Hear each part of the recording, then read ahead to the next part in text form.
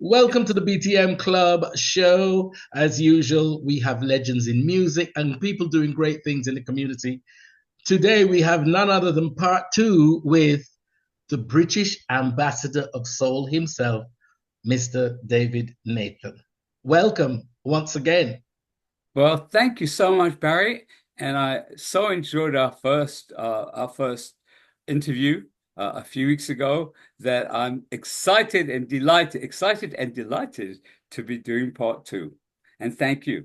Absolutely. I mean, as we say, you're the ambassador of soul for a reason because you've got so much to tell, so many stories. I do have stories. I do. True. It's true, true, true. Yes, but let's keep them broadcastable. Yeah, the Well, stories. actually, in regards to Philadelphia and what we're going, I'm sorry, I gave the game away by telling you what we're going to talk about. I don't think I have anything that can't be talked about. I'm thinking about, nah, Good, well, good. something that would titillate you and those listening, but it's not really scandalous. So Yeah, well, titillation is always good. Keeps the titillation is interest very good, Mr. Barry. interest juices flowing. That's So, right. anybody that knows me knows my love of Philadelphia Yes. International Records Yeah. and, of course, the plethora of artists that were under Mhm. that umbrella. I mean, Yes. I can't imagine what it would have been like having a day at the office with Patti LaBelle, Phyllis Hyman, the Jones Girls, the OJs, Yes. Lou Rawls, all Yes. of them under that one umbrella. Mm-hmm. And I don't know about you, but I think the only other record label comparable to having so many great artists and stars under one umbrella is Motown. Well, I would say one other one. I would just want to say one other one I think is relevant, which is Stax in Memphis. Okay. So, yeah, because Stax Records is kind of similar in as much as a lot of the artists who record there, are Carla Thomas, Booker T, of course, Otis Redding. So it was very much the same kind of idea of a family kind of atmosphere. People play on their own each other's sessions somewhat. So that's the only other one that I can think of has that had that same kind of vibe. But yes, you're right. It's a Motown and then Stax around the same kind of around the same time, and then of course Philadelphia International. So you're correct in that way. Yeah, because as I was saying, it was a whole family thing. And Hmm. later on, what you're realizing is they actually shared songs because Yeah, there's some songs that the Temptations sang, then the Supremes sang it, for sure. then the Four Tops sang it, then Marvin Gaye sang it, Yeah. and that was the same kind of thing with Philadelphia. For example, the stylistics with Hurry Up This Way Again and Phyllis Hyman doing a version, and of Hmm. course many others. Yes. But yes, my love, I have to say, is deep rooted in PIR. Okay. All And right. it really is. So I've started doing a tribute of my own on the radio. Mm. And it started yesterday with Oh, Shirley Jones of the Jones Girls, yes. as she will be over Hmm. at the end of this week with Kenny Burke and Howard Johnson. So it started this week or on Sunday. Hmm. So I thought it would be interesting to find out what you think about Philly International.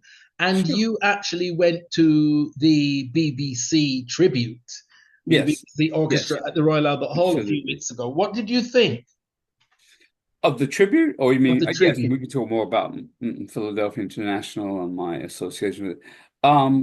Well, first thing I thought it was extraordinary to have that many people at the Royal Albert Hall in tribute to essentially not just a record label, but a sound. I mean, I know they've done other tributes before at the Royal Albert Hall.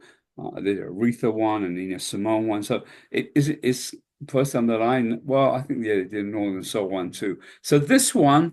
Um, I thought it was very, very well done, and particularly in regards to the conductor and the orchestrations. I mean, those are not simple songs, Barry. They're not. They They, really aren't. they're not. And I didn't actually get to see the actual charts or the scores that the conductor used. I got to get a chance to speak to him. His name's Chris Cameron. And he has done some other things. He actually, for a long time, was the musical director for George Michael. Has great credentials. And actually, when I came to talk to him, it was his idea to do this, to do Right. full. orchestral concert in tribute to Philadelphia, to what we call generally Philadelphia Soul, but a lot, of course, mostly focused on Philadelphia International Records. So I thought it was amazing. Um, the choices of songs. I mean, I've never been in an environment where I could have heard all those songs with the full orchestra. I mean, never. Well, most Right. people, yeah, actually, I don't think it's ever, as far as I know, I was talking to Khalif Gamble, who is one of the sons of This Kenny the Gamble. sun, isn't it? Yeah, and he was Yeah. here. And he had never seen it either. He had never ever seen an orchestral full concert, strings, everything, strings, some horns, background vocals, everything, and a rhythm section. He'd never seen it. So I'm not sure. It might be the first one's ever been done anywhere. So it was a very big deal. It's interesting that it was done here in London, which is great. It tells you a little bit about the relationship between British music lovers and the sound of Philadelphia, that we could do it here. And the Royal Albert Hall is not some small place, as you well know. Mm. And so I thought it was very, very well done. And the choices of songs, I mean, the way I do know a little bit of the background, so I can tell you, I'm sure it's not secret. If you were there, you kind of figured it out anyway. But the first half of the concert was primarily songs associated with Tom Bell, who initially was such a very important part of the whole sound of Philadelphia. He was involved with the publishing production, but he wasn't actually one of the founders of Philadelphia International Records as a company.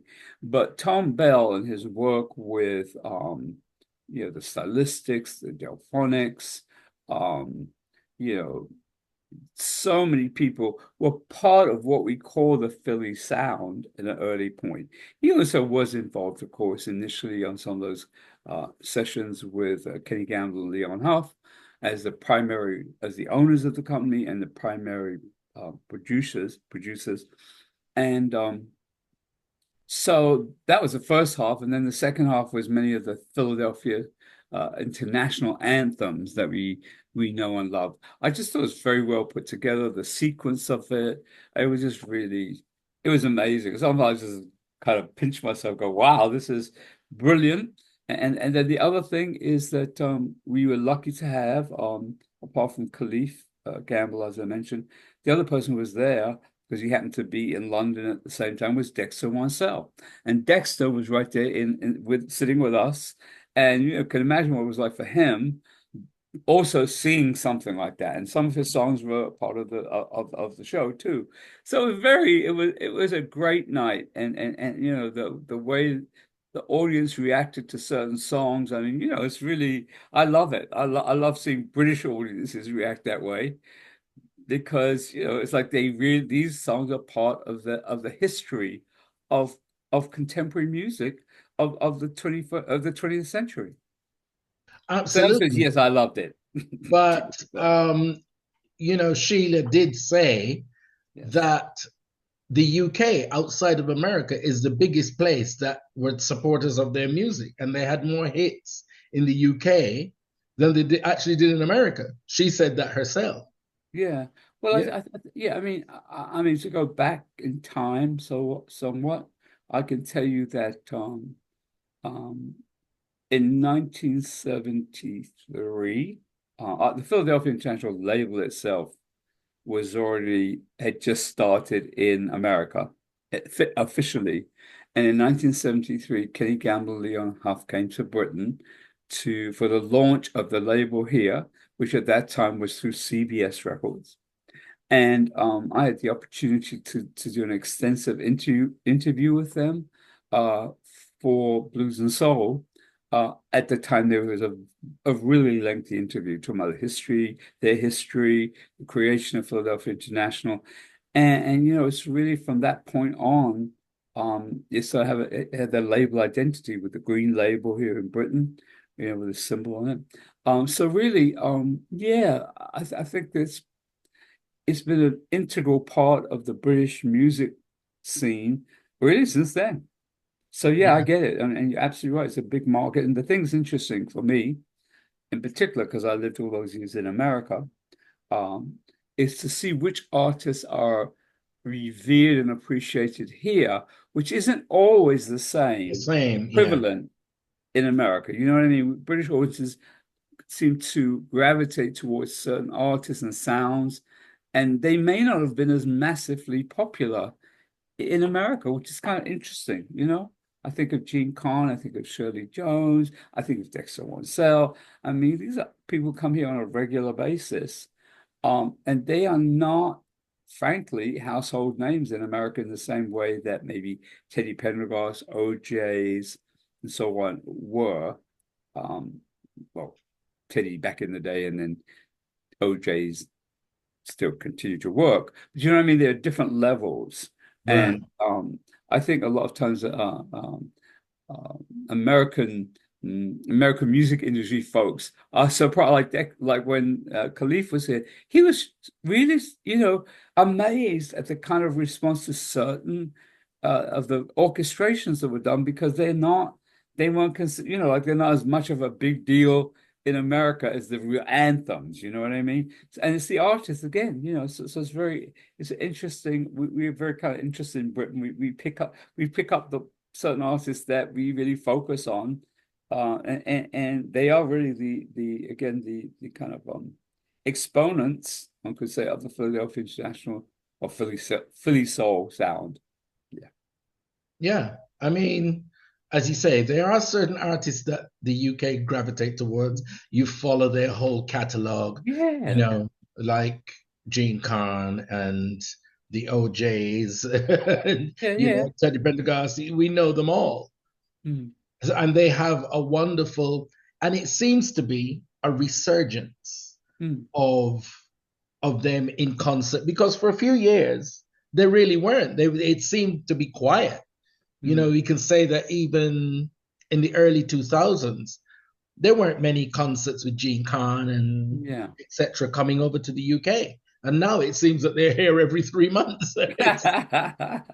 Well, you know, yeah, I get, yeah, you're right. I think that one of the things I always appreciate about artists like Gene, who cultivate an audience. They've cultivated that audience here, you know, um and that's why people come back and see them all the time. You know, we have to also take into account that you know, the financial um, compensation is different in each country. So probably Jean Khan could do a concert, and yeah, well, she might get a lot more money for doing it, so to speak, and come here and do a few shows.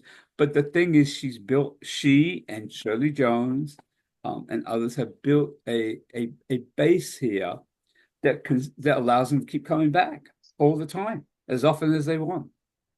And you can't really build that base overnight. That is No, you have 40 to years invest. work. You have to invest. You really have to invest That in is 40 it. years work, Yeah, yeah, at least. yeah, yeah, absolutely. I mean, there are others people who came as well, you know, back in the day, you know, a couple people are not here anymore, of course, like Billy Paul was part of that same whole group that was here consistently with Gene and sometimes with Dexter Wansell. So it's like building something, a foundation, which they did. And of course, they had the records. It isn't just the going to see live, it's the records themselves. Yeah. I mean, I've been fortunate enough to interview many of them, kind of like yourself. Mhm. Um, People like the three, well, I call them the first ladies of Philly, the three Okay. degrees. I don't think Three that would be degrees. inappropriate. I think that's probably correct. Yeah. Yeah, the first ladies of Philly, I call the 3 degrees. Mm. So, like Sheila Ferguson, who was in the box with you at the Royal Yeah. Albert Hall, Yeah. um, Sheila, Valerie, Mhm. and it is good to actually hear the stories of Yeah. how it Yes. all started, Yes. how it began. How Mhm. did you get into dealing with them? What is your association with the Philly group? Because, like Yeah. Dexter Yeah. Wansel, he's such a dark horse. There's so many things that he's done, written, Yeah. produced. that Yeah. people don't actually realize They don't. are You're right. Dexter Wansel songs. Yeah. Yeah, well, that's also a personal choice on his part. I think he's never. I've known him for really since the first time I interviewed Dexter was with his first album that came, his first Philadelphia International album. And I think it was 1976. I have to look it up again, but it was 1967 or 76 or 77. And he was, as a person, he's kept a low profile because it's not his thing. He is a musician, he's a Yeah. producer, he's an arranger, he's a songwriter, and then he made some albums. It's not like his focus has been, I'm going to be the Be focal the front man, attention. yeah. And so that's why you probably wouldn't necessarily, well, I say generally people wouldn't necessarily know what he's done because that's not what he wanted to do. And so that's that. So the answer to your question, okay, so let me go back. Let me go back in time, back in time. Okay. It's funny. I just thought of the first time I was aware, the first time I was really aware of Gamble and Half. I just thought of when it was.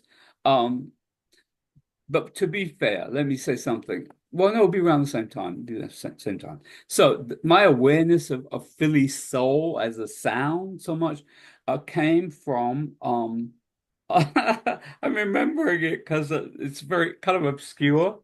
Um, it's John Abbey, who had a label, who was the founder and publisher of Blues and Soul. He also was a consultant on a label here in Britain at the same, like I remember this very vividly. We have to look up the date of it. In fact, I'll look at it while we're talking. It was he did some releases on what was called Gamble from Gamble Records. So before there was a Philadelphia International, there was a label called Gamble Records. And Right. he licensed some music from there. And one of the ones was a track by the lady at that time, who was also recorded for Philadelphia International, who was at the time married to Kenny Gamble, Dee Dee Sharp. At the time, at that time as a professional, she wasn't a professional artist. She wasn't known as Dee Dee Sharp Gamble, which she did later become. But let me just like to see if we find the year of this record, and it came out here. Is it here? Let's see. We have to look. Let me take a glimpse. Oh. Well, can't find it, sorry. But maybe I like this. I think about 65, 65, This guy here is 67, the king of 67, archive. 68, 68, something like that. 68. I Okay. think so, yeah, yeah.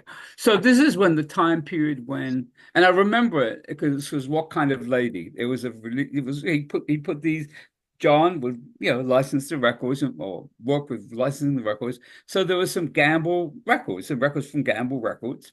And you see that, and the history of that is that Kenny Gamble, it started that label, I think, with Leon Huff. I don't know if, I don't think, I'm not sure if they were partners at that point. I have to look back on that. But anyway, the point being, that's the first time I think I was aware of Kenny Gamble's name, I think I remember. And then, of course, they were working with other artists before they started Philadelphia International. So at that point, it's Kenny Gamble and Leon Huff, and they did work on Dusty Springfield. They worked with Dusty Springfield. They worked with Joe Simon. They worked the song called Okay. "Drowning in the Sea of Love." They had Wilson Pickett, and what was Philadelphia? What was it? I think the Wilson Pickett song was called Engine Number 9. So these are songs that were not in the Philadelphia International label, but they were Gamble and Huff Productions, and they Right. became known as kind of like go-to producers who had a new sound. Of course, the other person I almost forgot was Jerry Butler. Jerry Butler, as a recording artist by himself, male vocalist, had a whole resurgence by working with Kenny Gamble and Leon Huff. Songs like Only the Strong Survive and I'm trying to remember the other ones. Just a whole group of hits in America. And so they were already working. And so that's the kind of genesis of in a sense, the So this is pre Philly. yes, which Yeah. before they were all done in Philadelphia. but they were, it's But I pure. mean the label as Oh such. yes, yes, yes, yes, yes, yes, yes, yes. Absolutely, absolutely. So it's all building to that, and I think the first ex real mm, success they had before the found creation of Philadelphia International was with the OJs. They did some recordings with the OJs that were on a label called Neptune, and they had One Night Affair, and what was the other one? I think I'm trying to remember the other songs. They had a whole bunch of little. They weren't big hits, but they kept the OJs going, you know. So the OJs were, of course, the natural one of the first artists signed to Philadelphia International because they'd already been working with Gamble and Huff. So that's a little pre Philadelphia International, and then Tom Bell was already having hits with the Delphonics, and then 1970 the Stylistics, and this is before the official foundation of Philadelphia International. So when the record label actually opened, they just brought them all over.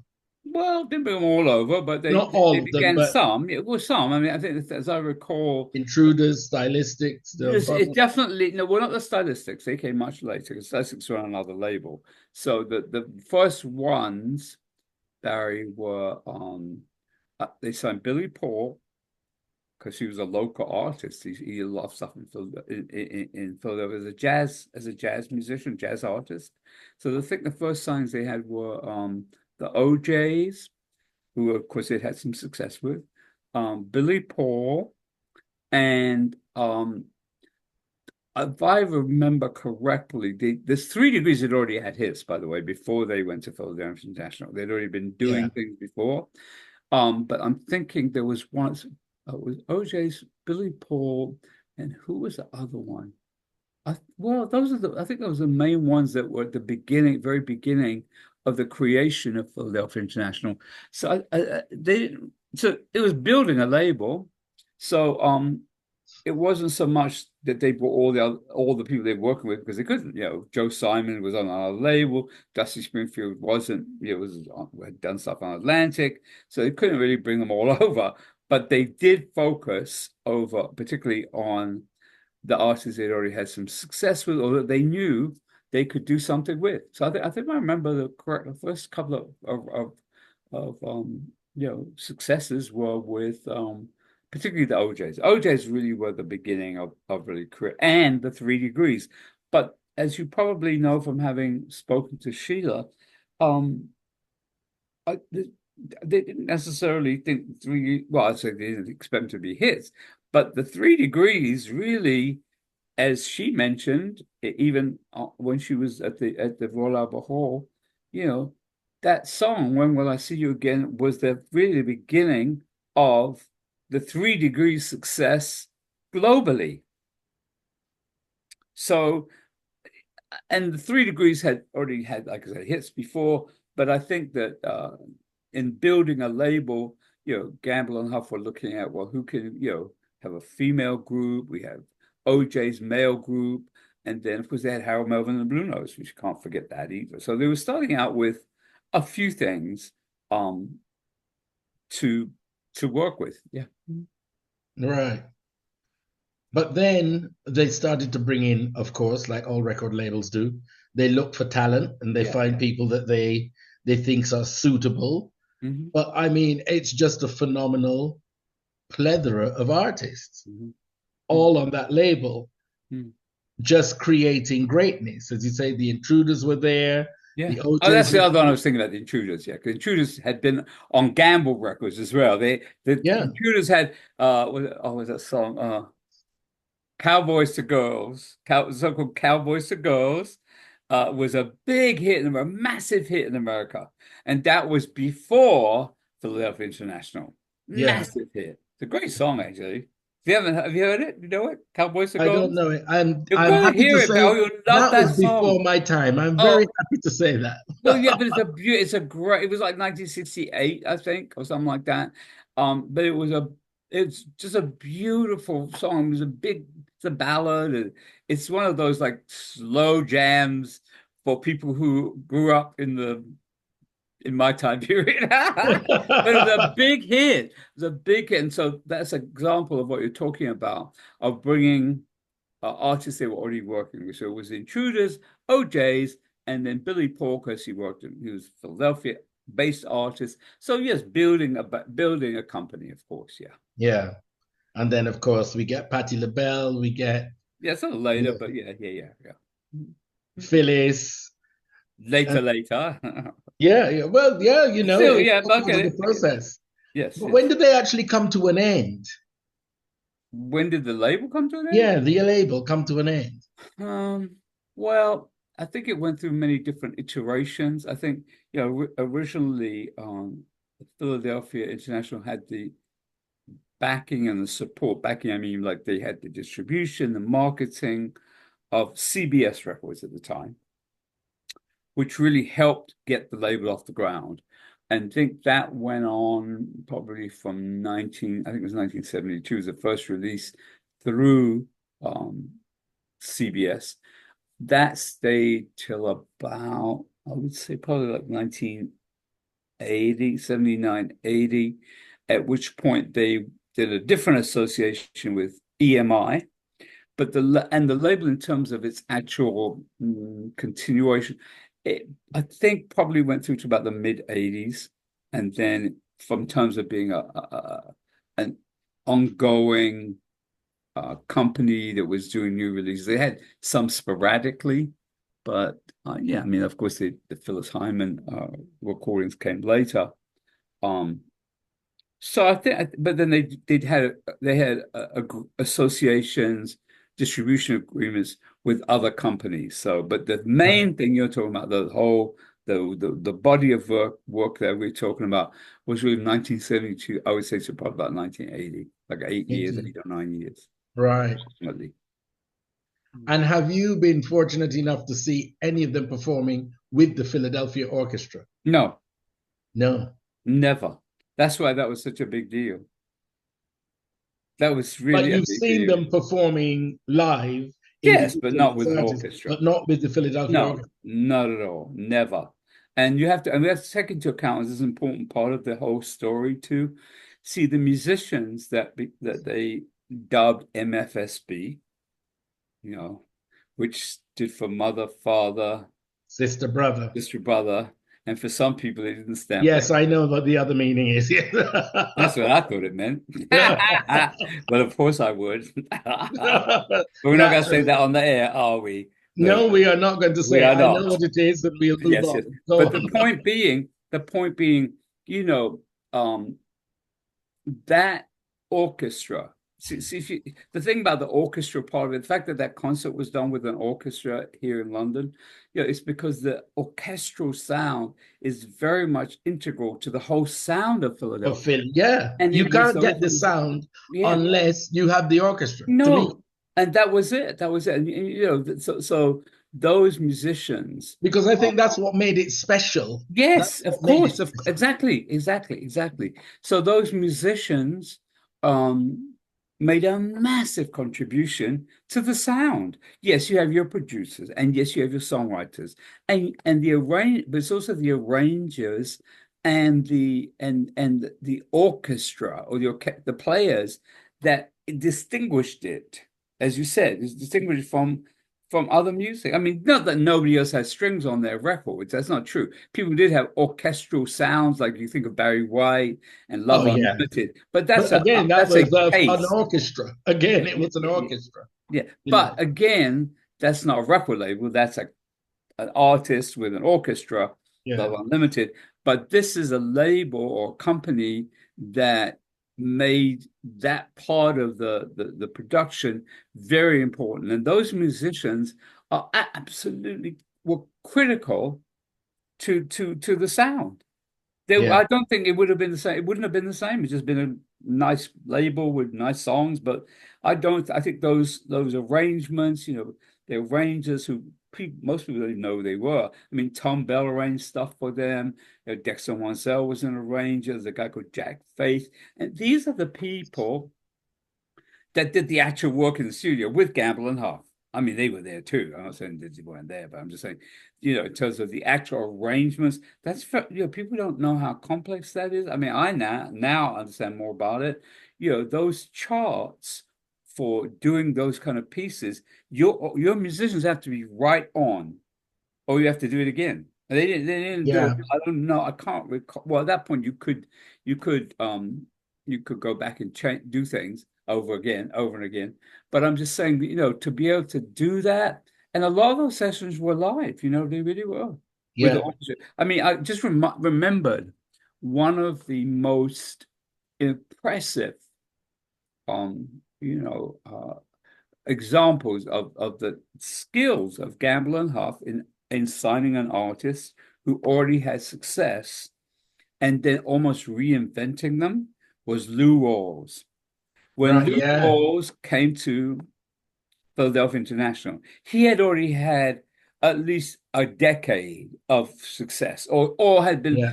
had a decade of recording and had records that were somewhat hits. He never had, I don't think he had any he had hits, but even in Britain, nobody knew who Rawls was until you'll never find another love like mine. That really, that was it. Like all of a sudden, everyone knows who Lou Rawls is in Britain. Now, people in America knew who he was, but that was such a big hit. And I tell you, about I'm laughing because I remember when that record came out. I do, and they started playing it in the clubs because a club, it could be a club record too. It was, Yeah. and all other my friends in New York, we loved the song, and Lou Rawls have a distinctive voice, but it was I mean, that recording, oh, I still love that. You'll never find another love like mine. And it was a big deal for Lou Rawls. He suddenly took a whole nother Yeah. level His of career took off success. in a Yeah, totally different direction. exactly. Globally, though, that's Yes, what made him a global star. exactly. Yes. And one could say the same thing about Teddy Pendergrass, who, of course, initially was a part of Harold Melvin and the Blue Notes. I assume I know you know your stuff, so I know he was a drummer before he was a singer. Yeah. And yeah, and then we next thing we know, when Teddy steps out to be a solo recording artist, he became just a massive, massive hit maker for Philadelphia International. I But mean, the massive. irony is, it's only when you're a bit of a geek about the music, as Yeah. I am, that you know these things. but Well, yeah, that's good. some, not everyone's a geek about the music, and they Yeah, just love the music, but they're not a yeah, geek about it. I I'll know. admit, I'm a geek when it comes to things like that. So, Yes.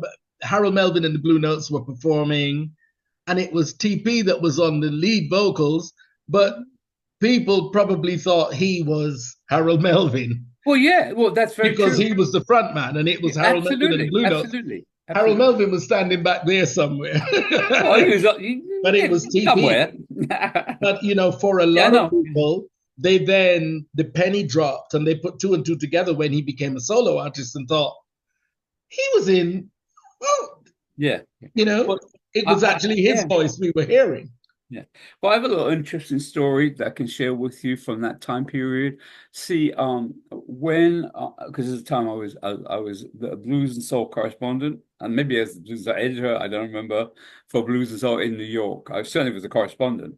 And I vividly remember going to RCA Records function for somebody. I don't know who it was. Might have been Evelyn Champagne King. I don't know who it was for, but anyway. And Teddy Pendergrass was there. Now, it seemed weird that he was at an RCA Records function. And he said, I said, how are you doing? Because I'd already interviewed him, blah, blah, blah, with Harold Melvin and the Blue Notes. And he said, well, yeah, I think I might sign with RCA. Now, because he was now about to begin his solo recording career, and he was looking at other options. And it was not a done deal that he was going to automatically be with Philadelphia International.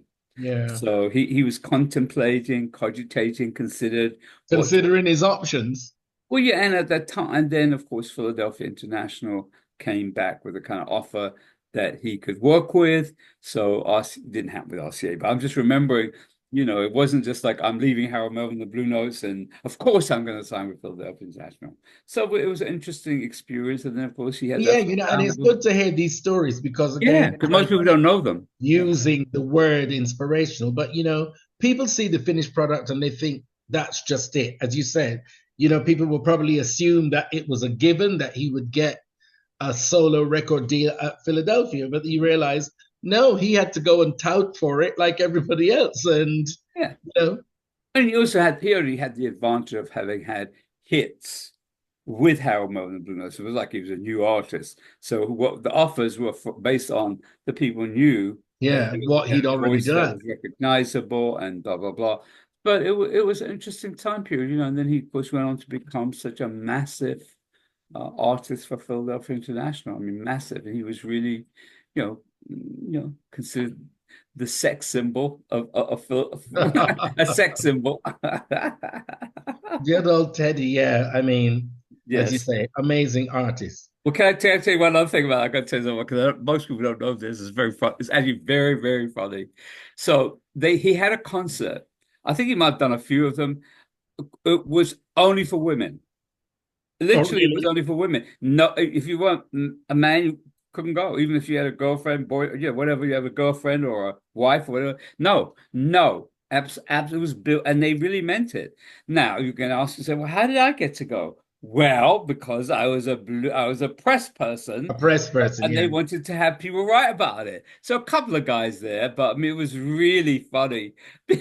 What was funny about it, you know, those stories you hear about how women used to throw panties on the stage and stuff. They did. They did. I mean, they did. Well, you know, I'm serious. Providing they had them on in the first place. Well, But I don't know that part now. yeah. Let's keep it clean, Barry. Let's keep it. They might have put some purposely just to throw on the stage, but that was Teddy was the and that I think. As far as I know, that was the first time it was ever done. Kind of a concert was only, you know, the audience had it was only for women. Never done before or since. Probably not And since. could such marketing even take place now? Would it be No, allowed? no, people would be there'd be a lot of no, they wouldn't have that. And who would be the person anyway? Who would be the person who would you have as the draw for that? I don't know. Yeah, it's true. I Who would know. be the person? No. So tell me, have you met Phyllis Hyman? Yes, yes. Hmm. My first encounter with Phyllis Hyman, not encounter like a bad thing. My first time meeting Phyllis Hyman was on the time of her first album. For she had already recorded stuff with Norman Connors, as you probably know, Yep. on Buddha. Well, that was, of course, the duets with Michael Henderson. Um, and she had done Betcha by Golly Wow through Norman Connors. So when I met her, she had just completed her first album for Buddha Records.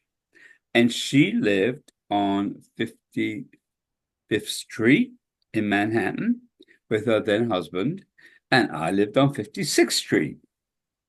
And so when the interview was set up, I don't know who the publicist was. I think the publicist at Buddha Records said, well, you know, since you all, you know, You're that when close. Phyllis is okay with you coming over to do the interview in her apartment, so off I trotted around the corner, and of course I had already read it. I knew she was and knew what she'd already done, and so we did an interview in her apartment with her and her husband at the time. Don't let me forget his name. How can I forget? What's his name? Oh shoot! No, I'm gonna think about it for a second.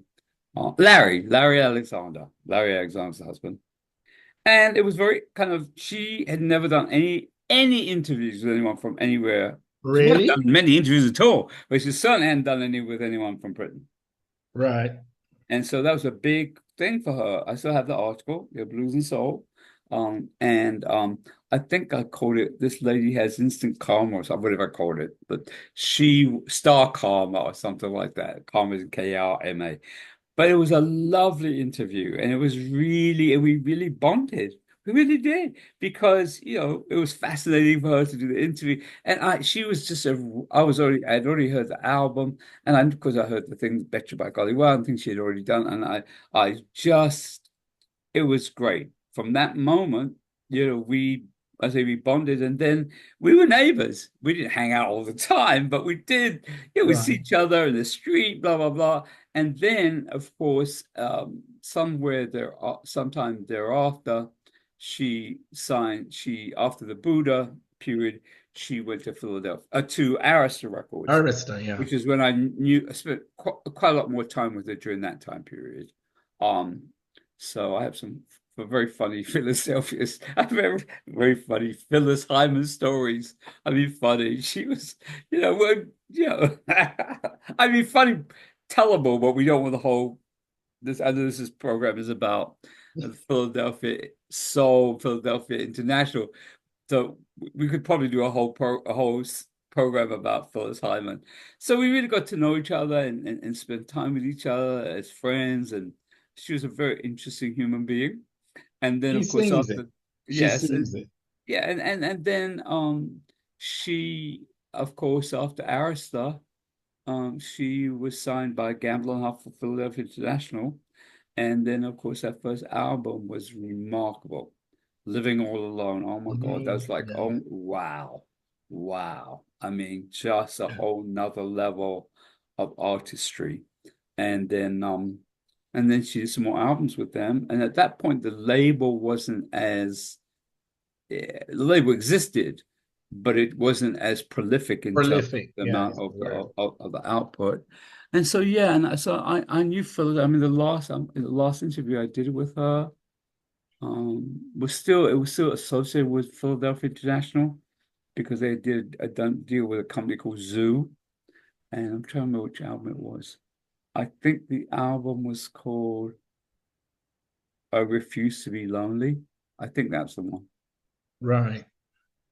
And she had been going through a lot of different things, and in her life, and she was finally beginning to get a handle on some of the things she was dealing with personally, which are kind of public knowledge now. Yeah.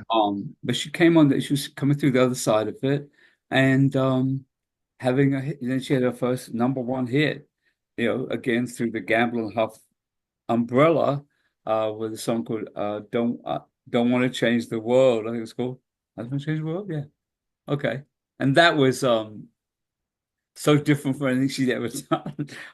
But I always think fondly of Phyllis, honestly, Barry, because I got to know her as a human being, which is not just as an artist. Of course, you know each other professionally, but you know, yeah, and there's just different aspects of her personality, and I remember her fondly.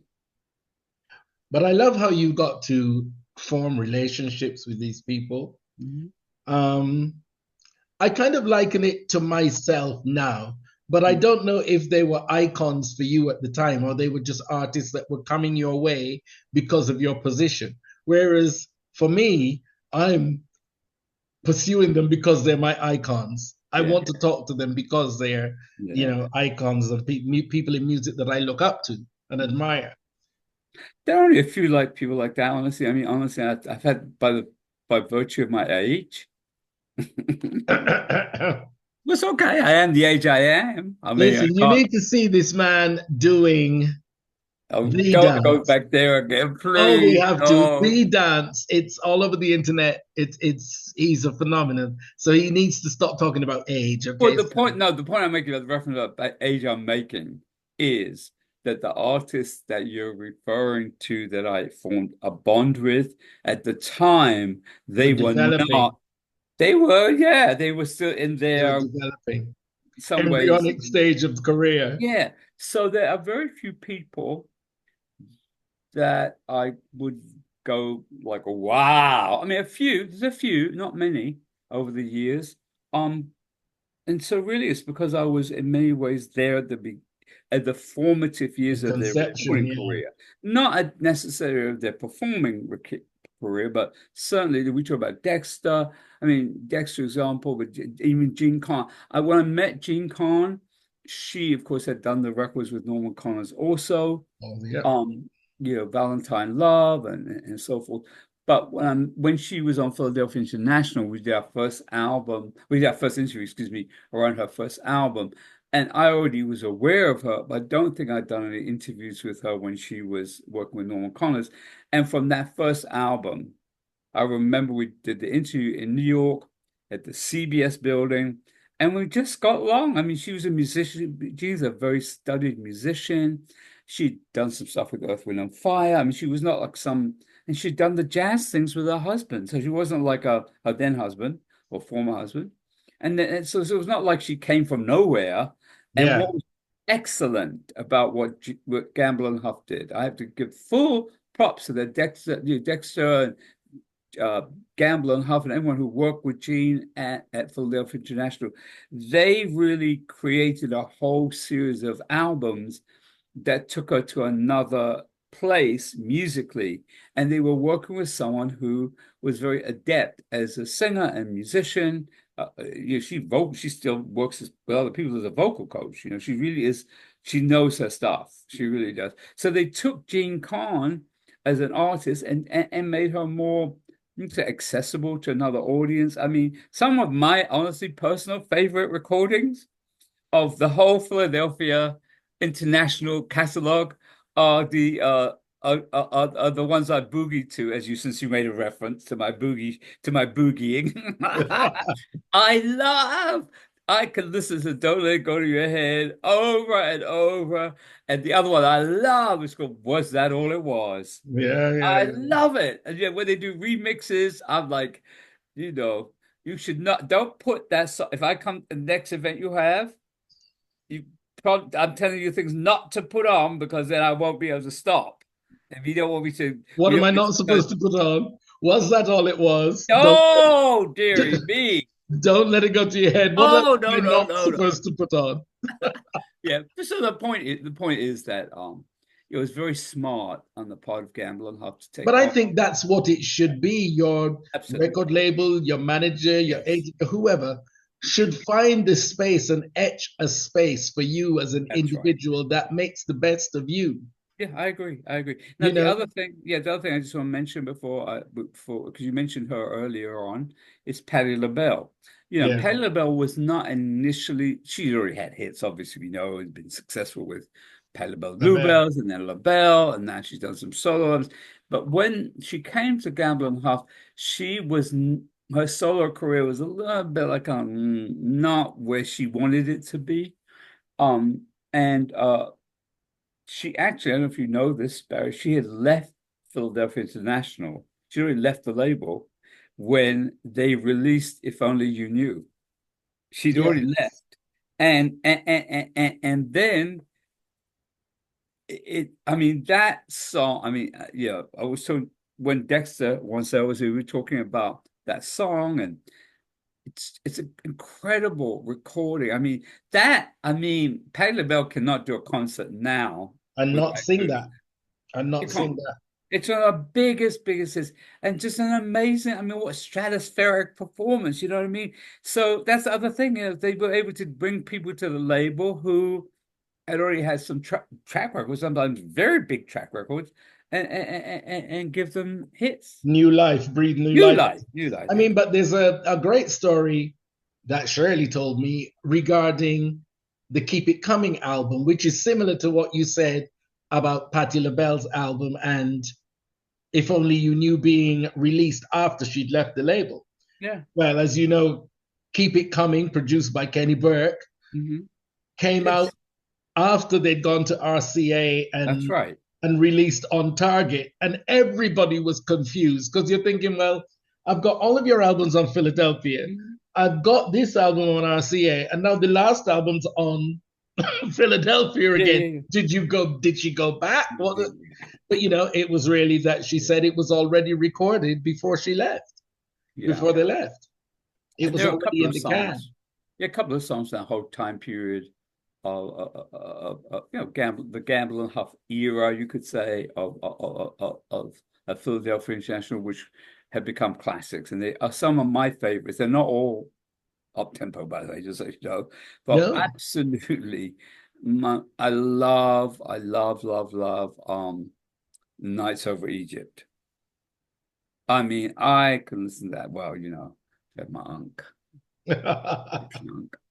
So yeah, it's a very special song for me. I love it, and I just think they've done some just absolutely brilliant work. And seeing that concert, as we said, was just thrilling, thrilling. Yeah.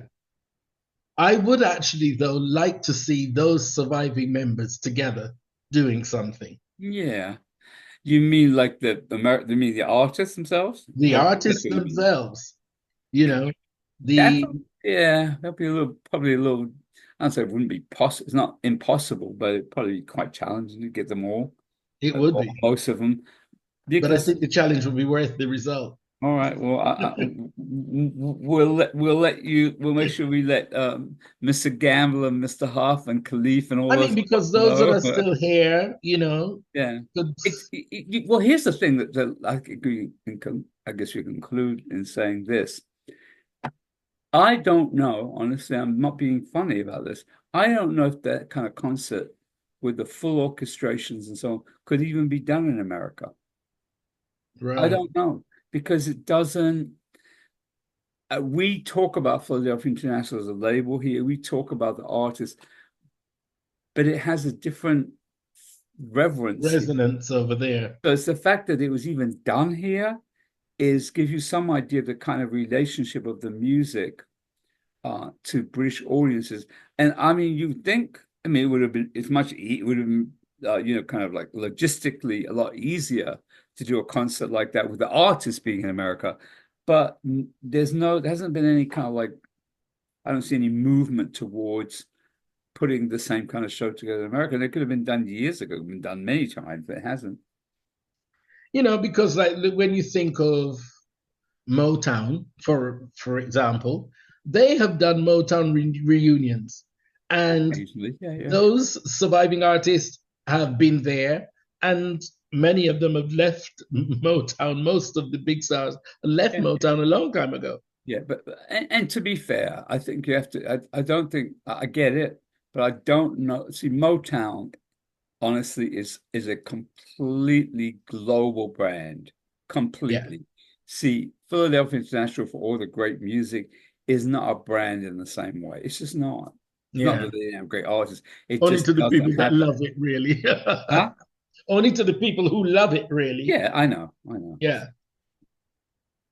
Well, well, I don't know that if I fully answered your question before about the artists and who I got to know and all that. It's just really that because they were at that point in their career, and I was person who was assigned to doing those interviews with people early on, and in many cases that meant a big deal. That was a big deal to them. I like some. I mean, I didn't listen. Don't get me wrong. It isn't like I became friends with everybody I interviewed or got a good relationship with everyone.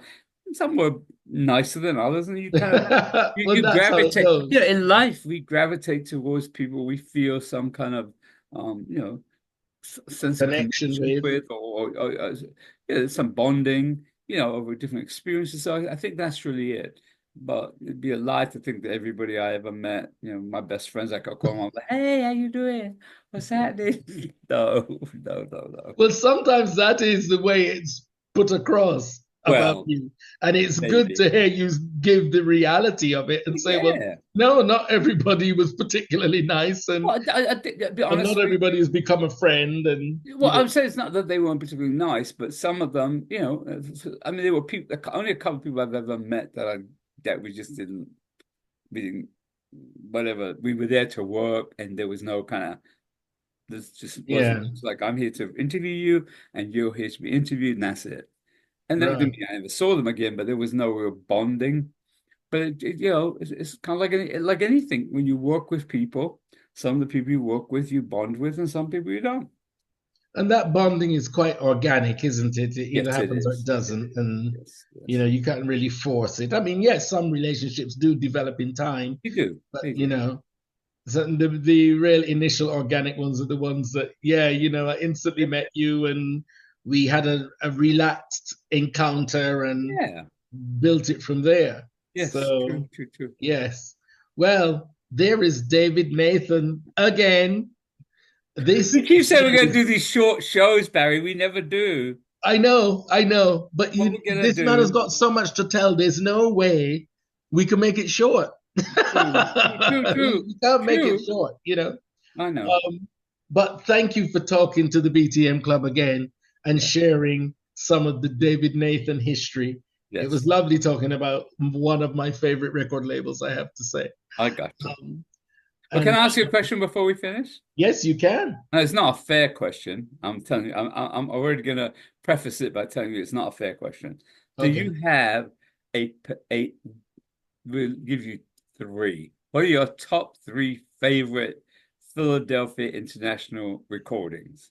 Right. Okay. You started it or you prefixed it with it's not a fair question. So I can't even answer that because Okay, there are no top three. I got you. If you said my top 20, I might be able to give you Well, 20, then we'd be but on a, then I'm we'd still be extending struggling. the show more. I got it. Well, I just started asking in case. Yeah. Okay. If you said top 20, I could give you 20, but I'd still be thinking, oh, well, that one should be in there. Yeah, yeah, I get it. That's how much I love it. So, Good. okay, question number two. What is it? No, You I said you think I'm got saying three the question. questions. I think I'm saying. That's it. You said three questions. No, no, I think I was asking you to name three artists, To name three three recordings. artists Yeah, or yeah. Oh three no, three recordings, I said. three recordings. Yeah. Mm, Well, we'll leave I it at can't that. do it. Don't worry about it. I can't do it. I Okay. can't. Which would you be your three favorites? Hmm. Well, okay. That's a good question. Hmm. What are my three favorites? Yeah, you I see? shouldn't have asked you, You but shouldn't now have you're asked asking me, me. see? Well, There's a bit of instant karma for you. well, are you okay? So are we just talking about Philadelphia International Records No, label or the yeah, that's whole? what we're talking about today. That's the topic. So tell me, Okay. your three, as you asked me, my three favorite Philly recordings. I can't possibly narrow it down to three. With Nights Over Egypt. It's not necessarily in this order, but Nights Over Egypt. Was that all it was? Well, I like was that all it was, but really as an anthem, it'd be Don't Let It Go to Your Head. Okay. And the third one is kind of like a toss-up between things. Hmm. Well, actually, I think I would have to say You'll Never Find Another Love Like Mine because I You'll never remember when it find. came out, it Okay. was such an important. It was, yeah, I just remember. It's also, yeah, when we talk about our favorite recordings, it's not in a vacuum. This is what was going on in my life at the time. What was I Right. up Okay. to? So that's why I would say that one because I just remember, I just remember going to clubs, dancing, and it was, oh, that's Lou Rawls. Oh, wow, wow. People, a lot of people didn't know who he was. I mean, the people who Yeah. danced to the record. So yeah, those three. Wow. You can actually name three. Well, Well, that's three. I'll see, probably give you that clearly he's eight. a better man than I Well, I don't know because about that part. struggling. I mean, at 20, I would still be thinking, yeah, but that I could mean, there are other be. things I like and love, but since you said I said three arbitrarily, and I got stuck with having to give you three. But there you go. That's life, isn't it? Yeah, that's it. Nights over Egypt, don't let it go to your head, you'll never find. Yeah, Well, that's pretty good going. I You think can't go so too. wrong with those three tracks. No. You know, there's a segment in my show called the Dance Floor Fillers, and those three are actually in there. And Good. those three tracks are actually in there. Sometimes Yeah. they're in there for the simple reason it's they're one of those types of tracks that you can play to that cross Yeah. generations, Yeah. right? So Absolutely. you those are the tracks that are played at weddings, at Yeah. christenings, at Yeah. funerals, Absolutely. whatever family gathering that you've got cross generations of people, Yeah. and everybody's on the floor when they hear those tracks. That's right. That's right. So yeah, definitely. But All right. I take my hat off to you to be able to name three because Well, I didn't know you were wearing one. I'm still oh, you're a comedian as well. Oh, you already know that. Didn't you know that already? You didn't No, I discover. didn't. I'm beginning to find out. Okay. Yeah, well, that's probably one of the things that had me bonded with other artists because I could be silly and funny and make jokes and things. Yeah, absolutely. Well, thank you, sir. Yes. The Thank you, British Barry. ambassador of soul has come back to Yes. BTM Club Yes. to to talk to us and tell us his story. And you know he will be back again very soon because I hope so. this man's library is huge, and we're going to get through it with him. All Okay. right. So All thank right. you very much for coming. Great to talk to you as always. And we will speak very soon. And thank you very much, Barry. I just really want to thank you again for including me and having and for hosting the show and having me be a guest. And it just really, yeah, I love to speak with someone who is as excited and engaged with the music as you are. We Thank don't you have so a lot of much. people who do that. We don't. And so I just really thank you for continuing to keep the legacy of the music and the artists very much alive and vibrant in the UK. And I appreciate that because it's quite important that people get that. And it's good that you actually Of get course. Yeah. what this is about. Absolutely. Absolutely. Yeah, 100%. you know. Thank you. Thank you so much. And we All will be right. talking to David Nathan, the British ambassador of soul, very, very soon for part Oh, three. I should can I put plug, I put plug. And anyone wants to know more about what I'm up to, go to www.davidnathan.com. There you go. I Say it see, again. Say it again. www.davidnathan.com, my website. There you go. Find out about all my activity antics and blah blah blah. Well, not all my His antics, but comedic antics my are comedic included. antics. Yes.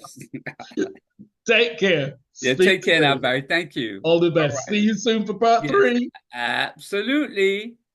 Bye.